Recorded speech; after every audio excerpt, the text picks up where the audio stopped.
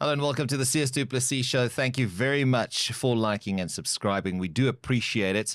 And of course, to our sponsors at Betway, please head to betway.co.za to find out more information. Today, well, he is someone I admire. I must be honest. Since first meeting him, I did not know what to expect, but he absolutely blew me away. Super kind, super humble, super focused, a great ambassador for South Africa, a man that has done tremendously well. Mpumelelo Mhlongo, Paralympian, world record holder, Paralympic medalist. I mean, the list goes on. Congratulations on all the success. Man, you've done us proud. Thank you, Sias. Yeah, it's an honor to represent this country and this great nation.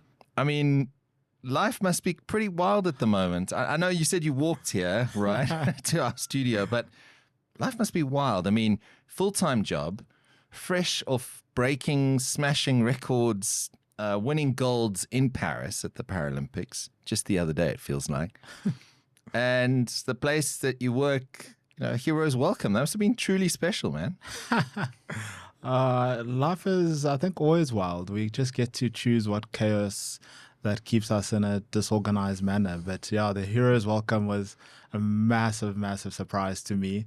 I've never seen Investec that bubbly and everyone there on a Friday.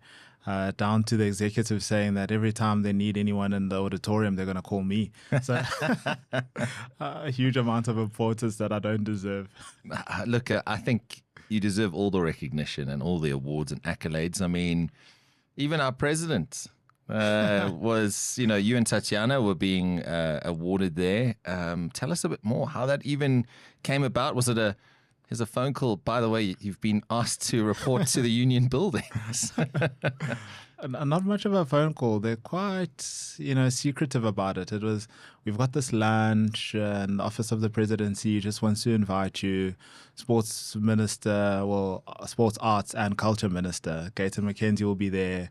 So just will you avail yourself and you can bring a +1? I was like, yeah, of course. Like, if you get called to the union buildings, it's a yes. It's not a if and when am I available. Yeah.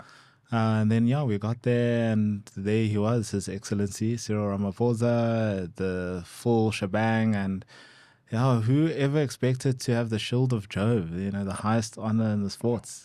Well, that's amazing. I mean, it's almost like the equivalent of being knighted, right, in the UK, or an MBE, or you know what I mean? Like, it's up there, right? No, that's exactly it.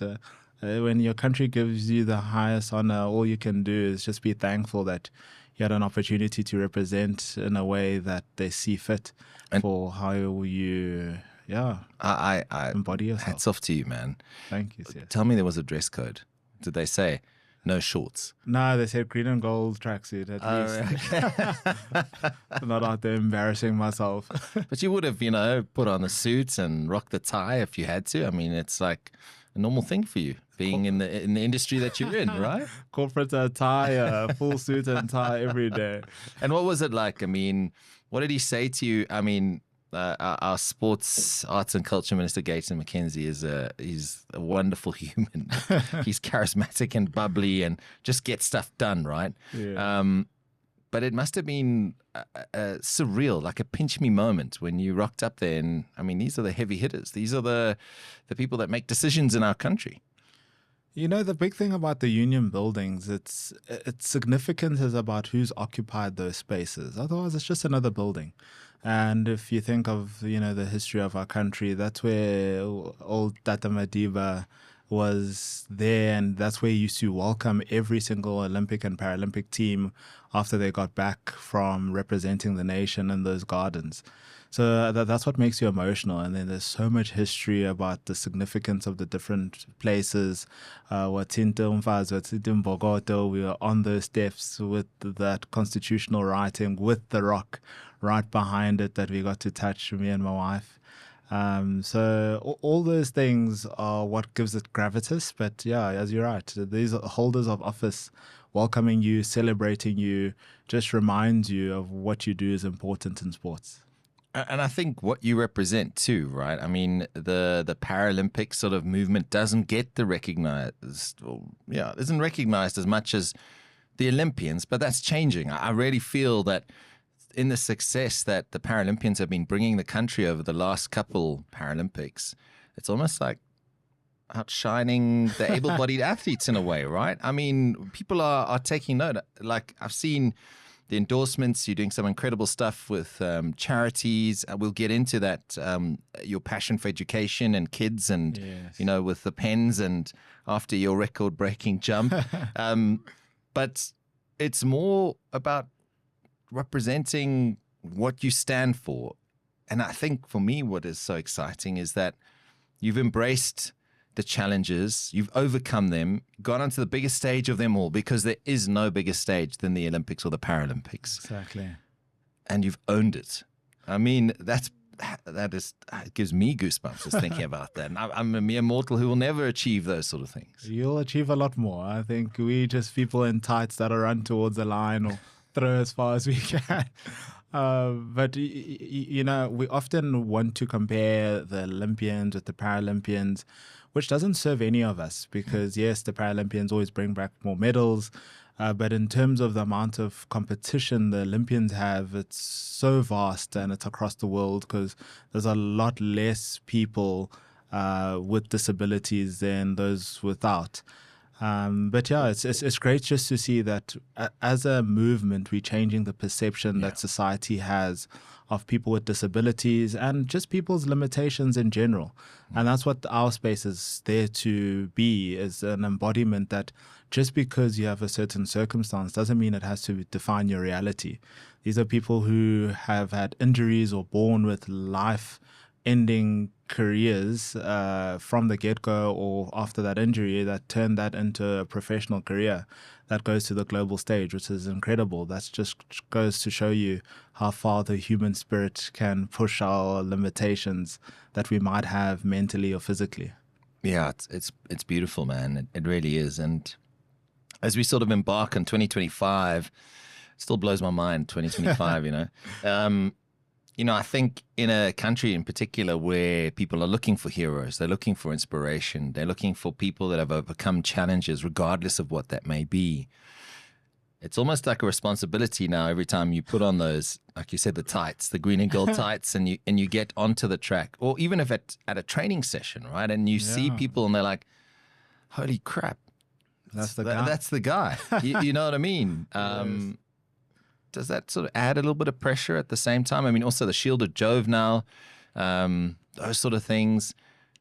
Or does it just make you aware of, firstly, that I have a responsibility as a South African to give my best each time?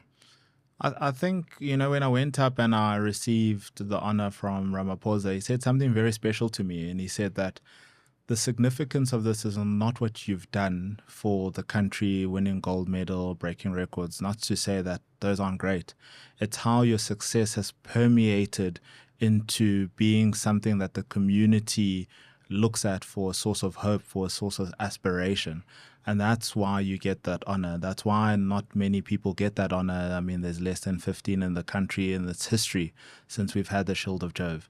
So, I mean, I don't see it as pressure. Okay. And you know how they always say with the Rusty mentality that it's a privilege. It's a massive privilege to be in a position where people can look at you, look at your life, look at your pathway and journey and say, yes, I can because he's done it. And that's all we look to do, is that while we're doing it, we want to show that we're having fun, we're enjoying every moment. The process is there for you to live it. It's not for the outcome that comes with that process. And as long as people, when they see us, are reminded of that joy, that's all you can hope for. Take me back, Mpumelelo, to where it all began. I think as a young kid, right, had someone told you back then you were going to be a Paralympic gold medalist, a world record holder, a Shield of Jove. How would you say that? What? What's the word I'm looking for? Award. The wielder of the Shield of Jove. Yeah, you could say. Yeah, let's go with wielder of that. But someone who's been awarded the Shield of Jove. I haven't had enough coffee yet this morning. Would you have believed them? You know what I mean? Was that always part of your DNA, part of that fire that you wanted to achieve something one day, or was it not even on the radar? Yes, I'd love to say that I was a kid that dreamed big, that was very bold. Well, I thought I was, but my maternal grandmother always reminds me that as a child, all I ever dreamt of is to have a full fridge and a home that would welcome others so that they could eat. Yeah. And then I said, and if I'm really bold and if I really become successful, I'll be drinking my water out of glass. Because I come from a township, Yeah. so we plastics. No, your food was never guaranteed. It just depended on how much we had to share. So that's as far as my dreams went. So Yeah. if somebody had told me I'd be the recipient of these awards and accolades, I'd have told them, "You've gone mad. Have you not seen my reality?" That's the word recipient that I was looking for. But it is a remarkable story. And the whole point of the show is for people who inspire me, who I admire, to inspire others, on whatever platform they consume this, if it's on YouTube, Spotify, Apple Podcasts, whatever it may be. The idea is to inspire. And you, my friend, have overcome so much. I mean, if you think about where it started, you grew up tough. And that's probably an understatement. It's hardcore, and it's a reality for a lot of South Africans. Yes. But you've taken the opportunities with both hands, and I think that's what's so inspirational for me, is that you've been able to say, yes, my biggest dream is a full fridge and that I can feed my friends and glass one day, and you've overcome so much. I mean, it must be very satisfying knowing that you've been able to do that. I think where the satisfaction is drawn. It's less about what I've achieved and more for the people who've poured so much love and care, and at every journey supported me, seeing a reality that I couldn't fathom, that I couldn't even dream of, and say that's the mantle that you'll be standing on one day. So that's why I always talk about standing on the shoulders of giants, whether that's my mother, whether it's my wife, whether it's that one teacher, Numzan Zungu, who did a leap of faith and said, "Kid, you can be an academic." And I said, "All I know is kicking a football. I don't know what you're talking about books and academia." But it's seeing the satisfaction in their faces to say that I can invest the same love and care to some other kid who's coming up, because we have this latent potential in South Africa. Our youth is there to see us into a brighter future. It's just that not enough love and care is being poured into them to remind them that although they don't see where their lives can go and can be, we are here as the adults who's walked that journey to say there's a much brighter future as long as they have the right structure, support, and dedication. You hit the nail on the head. The support, the structure, the dedication is key. Who were those? You mentioned names now, but throughout your life, were there people at various points that you looked up to that gave you that fire, that dedication, that structure, that love? I mean, you mentioned a teacher now, but maybe just take me back to your journey to being this successful corporate investment banker, academic, to this incredible athlete, because it is a remarkable journey. I think we draw inspiration from various places, but I'd say that, the problem with inspiration and motivation is that it dwindles. There's times where you hit lows because that's how life goes. It's ebbs and flows of how much energy you have to give versus the energy you've received. And I got advice long time ago from a very wise old lady who I call my grandmother, who said, instead of searching for motivation and inspiration, search for daily disciplines. Because it's the daily disciplines that support you and will always be there that you can lean on so that you can create a version of yourselves that you can't see today. So that's what I've done. I've always sourced inspiration from people who show me what daily disciplines look like. So whether that's my mother and how she would wake up every day and she would feed a family of 4, and whether we had food or not, it was happiness and smiling. What are we grateful for today? whether that's my coach who took me as a know-nothing student who only knew how to party and do chem-eng and said, if you give me 3 Paralympic cycles, you'll be a Paralympic champion. And I laughed at him. I said, Coach Jay, like, what are you on about? I just said, I just want to wear the green and gold. That's enough for me. And he says, you don't understand the potential in you. Just trust me and come every day, show up, listen to my plan. You don't have to think. You just have to do. And as long as you're doing that, one day you'll sit as a Paralympic champion, which will inspire your community even more so than what you've currently achieved. So it's those sort of conversations and those sort of people that I always aspire to be, so that one day I can do the same for others. That's amazing. I mean, firstly, just to go back to those wise words, the daily disciplines, I think, keeping it simple at the end of the day leads to greater things, right? And getting into that structure. But I mean, you look at what your coach said and you think about it, like, here we are, right? We've done this dance and there's potentially one more Paralympics. I mean, is LA something that's very much on the radar? You're only 30 years old now. Yeah, apparently a youngster. Spring chicken. Doesn't feel like it. I mean, there's been hours and hours and hours of the cliches, blood, sweat and tears, but it really is the amount of time. And I've seen you train, full-time job at Investec. I mean, it's not easy balancing it all out, but here you are with a lot to celebrate in your life. And if, for God forbid, it was to end tomorrow, your athletics career, I think you can be incredibly proud on what you've achieved. Thank you, Sias. Thank you. Take me back to that moment, that training session where he said 3 Paralympic cycles. Was that confidence from his words, that must have put some fire in your belly. That must have been an extra motivation to go like, if someone else sees something in me that maybe I don't see at that point in time. Yes. Maybe then I need to go and prove a point. Is that sort of even on the same page as to what you were thinking at the time, or were you going like, this dude's crazy, I'm just going to run? He's a madman. What are you talking about? I think somewhat both are true, because it was at UCT. We have a grass field there at the University of Cape Town. I remember we were sitting on the steps and I just asked him like to help out with the program. And when he said those words, there wasn't much of a fire at the time, because it's a reality that's so far removed, and somebody is asking you to commit to 12 years worth of blood, sweat and tears for a possible outcome. And I'm a man of maths, so I was like, the probability of that happening, coach, less than 1%. I don't know if you know the stats. So you're a lawyer, I'm the mathematician, so leave the maths to me, please.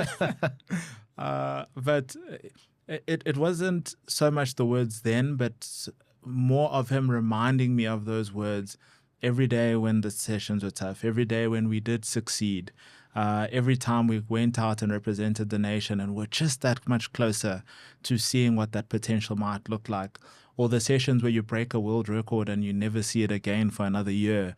And he says, can you see, there are embers of light that are shining and just waiting for the world to see. But you have to stick with it. Everything takes time. And it's knowing that he said those words in the beginning means that the trust you put in him when times are tough, or when you are seeing those embers of light, so much brighter, because then you start believing it in yourself. And then by 2019, I remember going to him and I was like, Coach, you dream too small. Why just a Paralympic champion? Why not a world record holder? He must have loved that. He was frothing at the mouth. He said, that is the coach's best words to hear. I'm like, I'm sure it should be your wife's I do, not me saying a world record. But yeah, we here now. I think just looking at, this journey, I mean, in your category, if I can put it that way, right? It's highly competitive. And looking at just watching the Paralympics and seeing like the serious gamers, if I can put it that way, in your category, what you've achieved is incredible. Now the next step is, as the king of the pile, right? Is it Do you pay any attention to your competition, or is it literally about keeping those daily disciplines?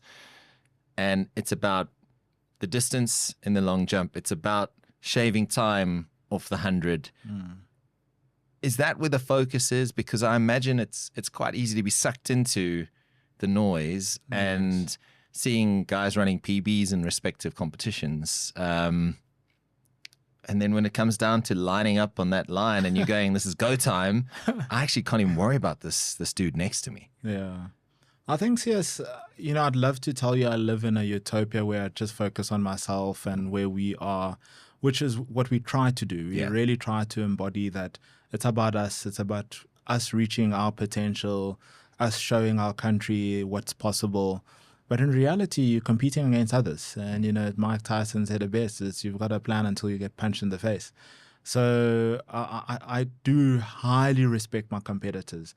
And because they're so amazing and incredible and they've got so much support that comes from their countries and their sponsors, I know that it's always going to be a tough battle out there.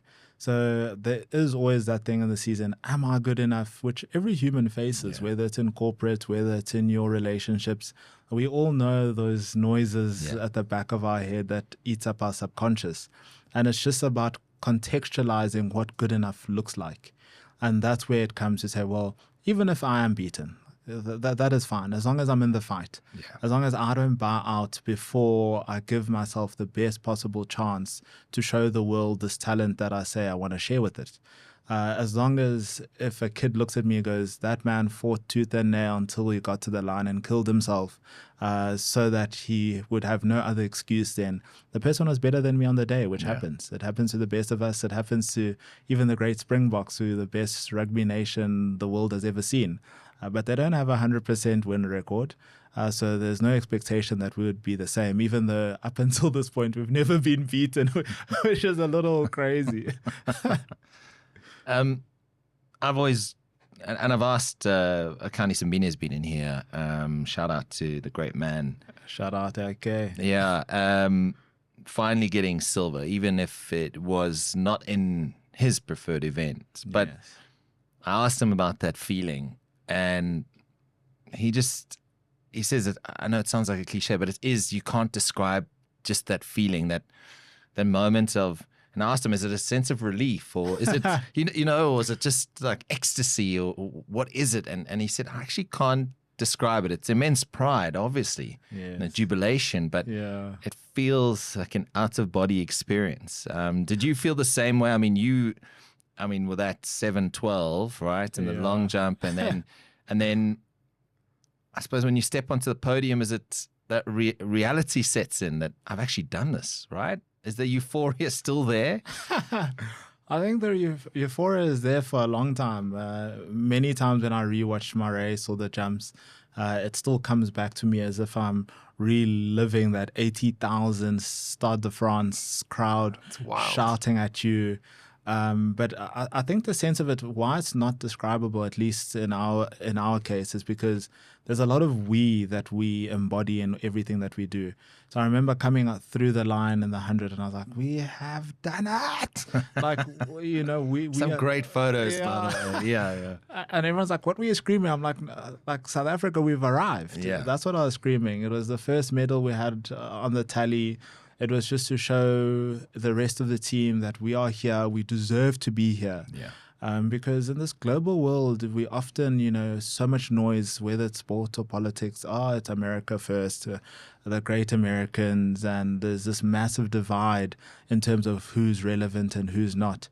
And luckily, we've got, a great rugby nation, a great cricket nation, a great swimming nation, which the world always forgets about until we show up and say, hello. Yeah. How are you? Yeah. We're from the bottom of Africa, but we're here to disrupt stuff. We're here to remind you that we exist. And we don't only exist, we're here to beat some people. Absolutely. Yeah. And then after Paris, has it been a bit of a roller coaster since that? I mean, I know I'm circling back to Paris again, but I just feel like even though you've been on the global stage and you've achieved so many things, this for me feels like a bit of a watershed moment. Yeah. I mean, I know you've been on the podium before, but I just feel like this really is a watershed moment for your career. It has. When they said that your life changes, I truly didn't understand the gravitas of what that means. And, obviously at the homecoming at my corporate job and sponsor Investec, which was amazing, and felt all the bubbly stuff. But it's only when I went back home, and the Tegwini municipality had a whole homecoming. The Sharks had just won the Currie Cup, so they also came into the airport at the same time. Then we had a drive where we went to my great-grandmother's home in the township where I grew up, both paternal and maternal. Wow. And I sang with my community, with my people. And there's not a lot of us. There's probably 6,000, but the streets were packed. The roads were in a way that I can't describe. And my father often says, he said, we've had the president visit our community, and this is not the welcome he got. So that's how important you are to the people that have raised you. And that's the way in which they see you. And that's the watershed moment for me. Wow, that's beautiful, man. That's incredible. Yeah. Emotional, I'm sure. Incredibly so. But a proud moment for you, your family, your community. And once again, hats off to you for remarkable achievements. Speaking of that community, growing up with a disability, I mean, I know Instagram phantom toes is your thing, but for those that maybe don't know what your category is and what your disability is, can you maybe just sort of shed some light on that? And was it tough growing up? I mean, firstly in a tough community where you didn't have a lot of things. Throw in a disability and you're like, jeepers, what is going on here? I mean, what do I do to deserve this, right? What more do you want?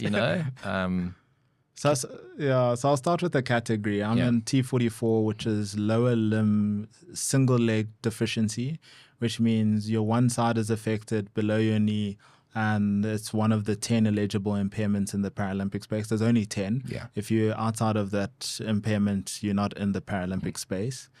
And how I got there is I was born with amniotic band syndrome and a deformed clubfoot, so it's congenital. And it constricted the blood flow on my leg, my right leg, and on my fingers. So I've got missing finger digits, and I never fully formed any right foot. And, the stigma around disability in the 90s was horrendous. It still exists in our communities today, but, we're changing that perception day by day by the success stories that we get to share with the world. And it was incredibly tough. Like, there's no two ways about it, but I had a support like no other in my mother, who I always say is the protagonist of my childhood, because she managed to get this young child to disassociate, which was absolutely incredible. I remember her telling me after I've been bullied a couple of times to say, I don't know why you're coming here crying and complaining. I've got a foot that is not even yours. And I was like, sorry, Mom. She's like, that's not your foot. I'm the adult. I brought you into this world. That is my foot. If anyone has a problem with it, they have a problem with me, not you. And I was like, wow, I never thought about it that way. Stupid young me is like, oh, so this is not my problem. It's like, yeah, if they don't understand it, do you even understand what you have? I'm like, no, Mom, I actually don't know. I don't know what to say when they ask me how I got here, because I didn't have English as my first language. So this was all in Zulu. You try to do the Zulu translation of my deformity. So immediately from that day onwards, it was, you have a problem with the foot, take it up with my mum. And this has nothing to do with me. If you have a problem with me, tell me, what is it? You want us to kick the ball and see who can kick further? Let's go. Yeah. You want us to run around down the road and see who's faster? Let's go. I'll take you on in whatever sport and whatever form you need for me to show you that this doesn't limit me from anything other than beating you and still laughing at you, to say, even with my mangled chicken foot, imagine if I had a real foot, what would you do then? Mangled chicken foot. Oh, my word. That's my great-grandmother's words for me. Oh, wow. But yeah, I think it's just incredible how that's been sort of explained to you, right? I mean, that is incredibly well put in terms of, it's not your problem. That's my problem. And if there's a problem, people need to come and take it up with me. And I think that defensive shield around you just gave you confidence to, let's go for that race. Yeah. Bring it on. Let's go. Yeah. And I think it's wonderful, man. Your mom, your grandmother, they all sound like incredibly wise people, and mad respect to them. It's and you're a testament to that that advice. And I think based on that and where you are today with so many other kids out there, boys and girls that also have disabilities, that one day have seen that it is possible to represent South Africa. Yes. What do you tell them? I mean, I'm sure when you were going back to your community, the people asking you, or if it's parents who have a child with a disability, what is your sort of advice to them? Or, I mean, do you just impart that same wisdom that's been given to you along the years? I think it's difficult because I don't think there is any words you can say that are generic and will inspire and motivate everyone. So often I always love to have a conversation, and that conversation is, who are they? Where do they come from? What are the demons in their heads that they're fighting? Are they even aware of where those demons are coming from? Because everything is a symptom if you don't address the root cause of what's giving you those sleepless nights.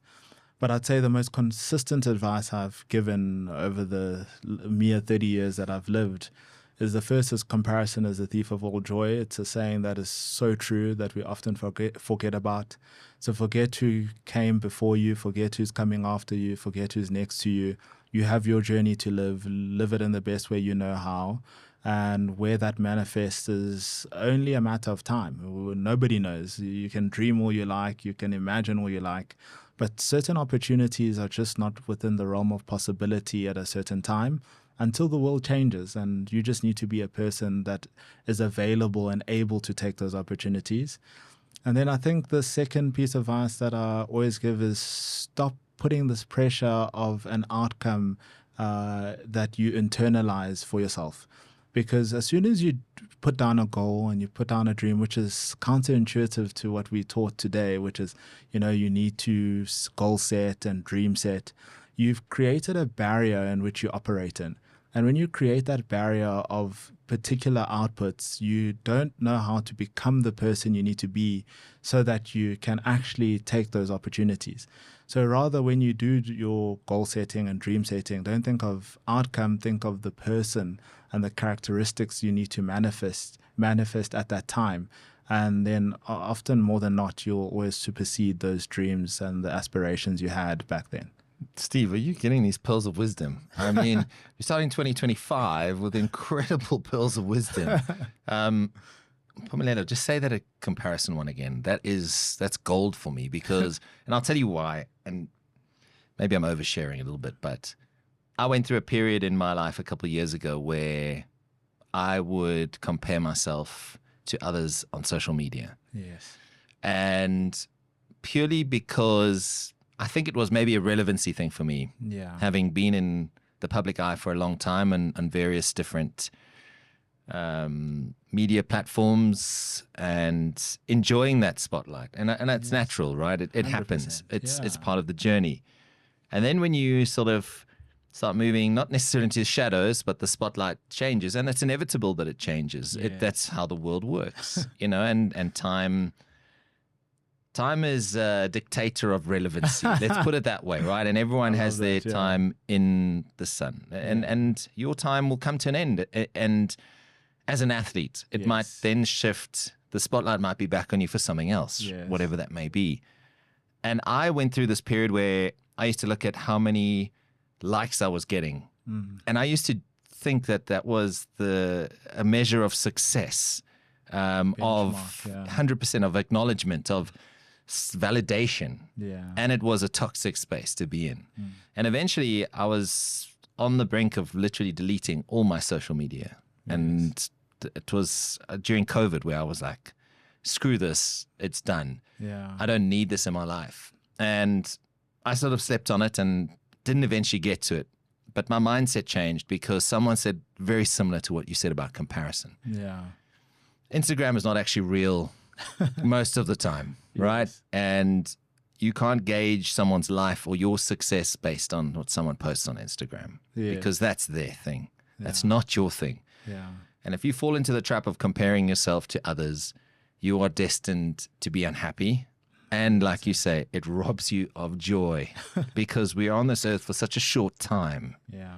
We have to be present all the time, Yeah. take the opportunities we can, Yeah. and not worry about what other people think or do because it's your life. And it's taken me a very long time. And when you said that, it resonated so well with me now.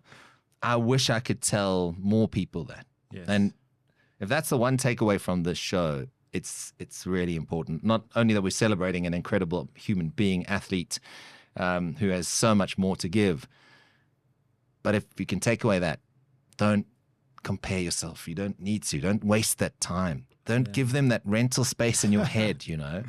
It's so important. It is. And I think a lot of the time the comparison comes from a reference point. You're searching for a reference point that is external to you. Why? You don't need one. You don't. You know where you are today. You know where you want to go to tomorrow. That's your reference point. As long as you hold true to that, all else remains irrelevant. Yeah. I mean, it's your stripes. It's your hours. No one can take that away from you, right? 100%. What's next now? I mean, what does 2025 look like? I mean, there's a corporate job, but you've also got this incredible initiative here with BIC. I mean, 71,200 pens, right, to schools in need. That's one pen for every 1 millimeter of that 7.12 meter jump, right? Yes. That is super cool. Are you looking at continuing that, and how far are you with that? Have you reached the 71,200? So we long succeeded the mark that we always wanted to do our pen donations. So the 71,200 is very particular because we actually want people to go out and vote for schools in their area that are in need for stationery packs, that need textbooks, so that we get our communities realizing how many schools actually are situated in their neighborhood that are in need of basic things that we take for granted every day. And then with that, this is where the 71,200 goes. We'll give to the nominated school, where we give everything, the stationery packs and all the support that we need, or that we want to give. And the reason for it is because education is, it's core to how I see the world. It's core to how I've lived my experience in getting the success that we've got up until this point, which is I had a school to go to with teachers that motivated and inspired me and taught me how to be a better version of myself. And if we can keep more kids in school in South Africa, you can only hope that their future will be much brighter than what their reality is presently. And the fact that you love maths and numbers, I never used to. Oh, really? I honestly never so used maths to. and mathematics and that. Tell me a bit more. No, so this is not a natural inclination. You must ask my father. Sure, he'll tell you that school is not for him. And growing up, that's all I was ever told. You and your father are the same. The sports people, jocks, not real brainiacs. But it was until my grade 9 English teacher, Mr. Bissell, taught me. Where was that, sorry, at school? At Kearsney College. Okay. So I was scholarship boy at Kearsney, and he taught me maths through English comprehension, which was one of the weirdest and wonderful things he's ever done for me, which he said that the outcomes of maths are very simple because it's a journey that you're going through. You just have to understand the journey and make it relevant to yourself. And I can use sports to keep that relevancy. But actually, what maths teaches us is irrelevant to algebra, calculus, geometry, all that good stuff, is that if you put in enough time, there's only so many ways the world can test you. And if you do the work to see the different ways the world can test you, then you are sure to succeed. And that's been always my big takeaway, and that's how I fell in love with maths. Wow. I mean, are you a Sudoku guy? Is that sort of... Yeah, me and my wife play Sudoku every night. Okay. Yeah.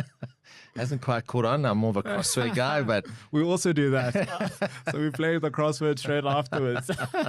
I think it's so important because maths has this negative connotation in South Africa. People look at it, especially kids, going, oh my God, I have to deal with maths and I don't understand this.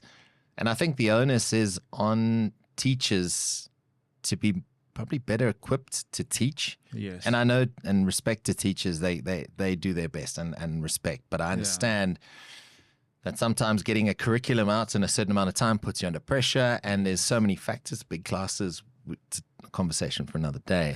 However, it's so important to get the fundamentals right, because if you don't have a good math teacher early doors in your school career, Yes. you will pay the price down the line. And like you say, grade 9, you had someone who flipped that mindset Yeah. and made you approach it in a whole different perspective. 100%. Yeah. And I just think that's so wonderful. And I hope that he's inspiring more people on the, every day. If he's still at Kersney, I don't know, or whatever it is. He left a year after, so I have no idea where Mr. Vassal is. Well, I'm hoping that he is inspiring wherever he is in the world. But it's so important for that mindset change, because in a country where we need more kids Yes. being educated, Yes. it's so vital that math gets a huge focus. And I mean, you potentially, there's an opportunity here to do some more math stuff, not just in pens and things, whatever that may be, because it's had an impact on your life. It's what you do every day. No, massively. And I think where you're going, Sias, is that the education system that we currently have fails our teachers. Yeah. Because of the big class sizes and the fact that you've got this curriculum that you have to teach to people who might not have the foundational basis that you need to upskill them to the next level. But the takeaway is also to say that then tell your kids that. Yeah. So when your kid is getting 50, it's not that they're dumb or they lack intellect. Sometimes they lack the right structures so that they learn in the best way possible. And it's similar to the Paralympic space. It's like asking somebody who's a wheelchair user to do a 100-meter race, and you don't give them the right equipment, and you tell them to do it with their own 2 feet. Well, I'm paralyzed. I can't do that. Yeah. And therefore, I won't be able to show the talent that I need to and cultivate that skill set. And we're not giving kids the right tool sets to cultivate their educational journey, because it's different for everyone. Let's move into athletes who currently inspire you, and not taking away from your point, because it's a valid point, 100%. and it is something I'm just very conscious of the time that we're Yes. and we could talk for hours, and sometimes I'm like, maybe this podcast should be longer, maybe but I hear your point, and I agree 100%. Yeah. There's more that can be done. Yes. And as a son of a teacher, Yes. I've seen how much they have put into their journeys, Yes. and they definitely need more support. So shout out to the teachers, wherever you are. Good luck in 2025, and keep up the tremendous work. Look around athletics at the moment.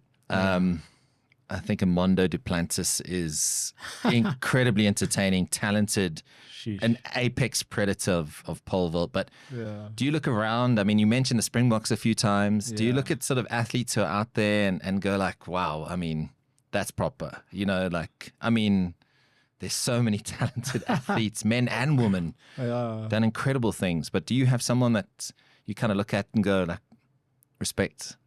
No, 100%. And, Duplantis is one of those athletes that everyone aspires to be, because he's doing something that the world has never seen before, which is come in, year out, and break the world record.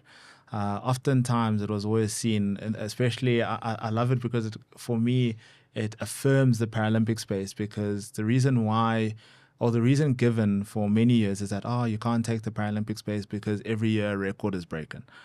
So therefore, it hasn't really got to that apex of performance that we know the Olympic space to have gone. Mondo Duplantis comes into the scene and says, well, it's just because you guys were never good enough. Sydney McLaughlin comes into the field and goes, why does the 400-meter hurdle record have to be here? I can break it every year. And that gives me so much excitement, because I'm like, so what were you saying about not taking us seriously because a world record is broken? And he literally goes 1 centimeter, 1 centimeter, 1 centimeter, right? Yeah, but because he's competing with himself. There's nobody in his league. Sydney as well, nobody in her league. Yeah. And that just happens because there's generational talent, and we've known it with the Bolts, we've known it with the Shelly Anns, that come about in our world that we just don't appreciate enough until they're gone. Like a Wade van Niekerk, unfortunate that he had that injury with playing touch. But the 2016 season from 2015 season, incredible. Yeah. A 43 barrier looked impossible until Wade in 2016 said, well, how impossible In lane is it? 8. In lane 8, outside lane, 43.03. So there's so many people that inspire me in so many ways and that I aspire to be, but more so for what they've done with their performance than the performance itself. I'm going to put you on the spot now, and I'm warning you. Good. Oscar Pistorius. Yeah. Where did he fit into your, I suppose, perception or thoughts? Because regardless of what has transpired, the guy did phenomenal things. And to be the first to be able to compete, that is something truly incredible. Did you derive some sort of, motivation from that or inspiration? Because here's a guy, a amputee, who was the poster boy for Paralympics, right? Yeah. And for achieving incredible things. Yeah. Was he in that sort of inspiration, poster on your wall type vibe at one point? So I think Oscar as a sports star for everyone, but even before Oscar, Natalie du Toit, because that was the first Paralympian to actually get into the Olympics. That's right. With her open water swim.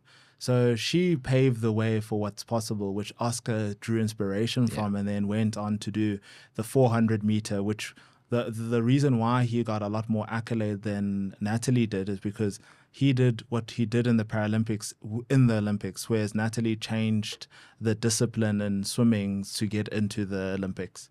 But 100%, everything he had done, he put Paralympic space onto the map. Everyone was speaking about, I am possible. There's no such thing as impossible. But I'm very unfortunate that I've got this thing about me. It's not about your performance. It's about who you are and what you mean to your community.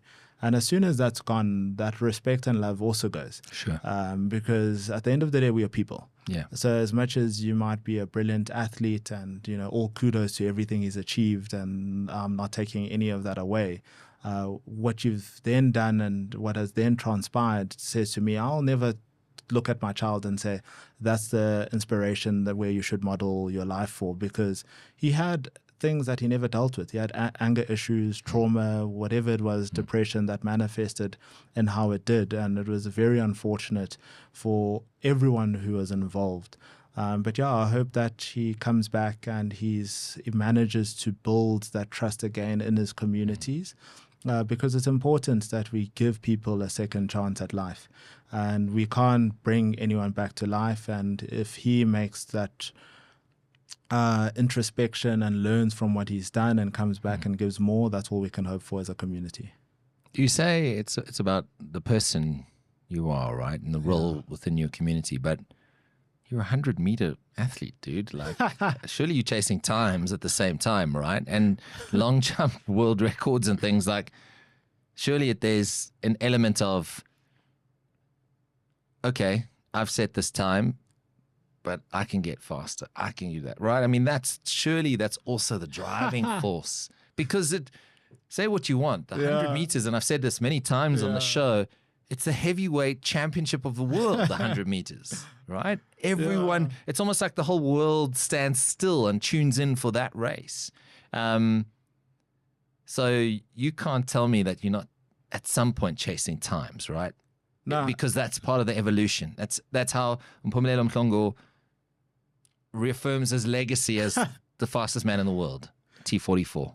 No, 100%. So there's inspiration that I draw from people who are great athletes. Yeah. Then there's Mpumelelo, who's the person, and Mpumelelo, the athlete, who's exactly that, where I'm like, I'm 3.5 steps away from Usain Bolt's record. 3.5 steps. As a man who never was born with toes, who has this mangled chicken foot, 3.5 steps away from the greatest man who's ever lived in the sprinting world. That's incredible. Yeah. But what about if I was 3 steps? maybe even 2. And me and Akani were having this conversation where he was saying that him and Usain Bolt are the only 2 people in history that have ever been to 3 consecutive 100-meter finals. Tim and Usain. And I was like, well, Akani, I'll tell you an interesting fact. I'm 3 steps behind Usain Bolt and you, my brother. And I was never meant to run. I was never even meant to walk. So there is always that driving force of competitive nature as an athlete. But I'm saying that performance means nothing if you're a terrible human being. Yeah. To me, it means nothing, because as long as parents aren't looking at you as the person and saying, this is who I think my child should become because of, what they embody. It's the same as the Nelson Mandelas and all the people we look up to in our history. It's because of who they were, and using who they were to do what they've done is where the respect comes from. That's spot on. And I think more people need to, because we tend to put our athletes on pedestals, right? And that goes not just for athletes, but for musicians, actors, performers, whatever it may be. Yeah.